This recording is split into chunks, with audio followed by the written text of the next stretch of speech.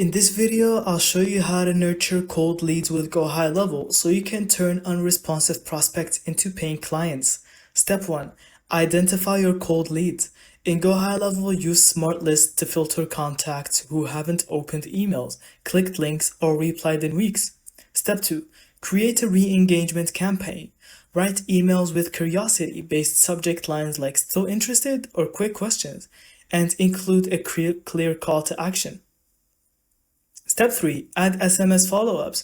Cold leads often ignore emails, but a short friendly text can bring them back into the conversation. Step 4. Provide value first.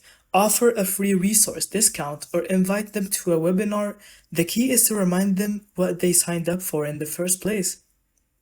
Step 5. Automate the workflow. In GoHighLevel, build a sequence where cold leads get an email, then an SMS, and finally a voicemail drop if they still didn't respond. Step 6. Track and refine. Monitor open rates, replies, and conversions inside GoHighLevel. Adjust timing and messaging until you see consistent engagement. And that's it. With GoHighLevel, you can revive cold leads and turn them into loyal clients with smart automation.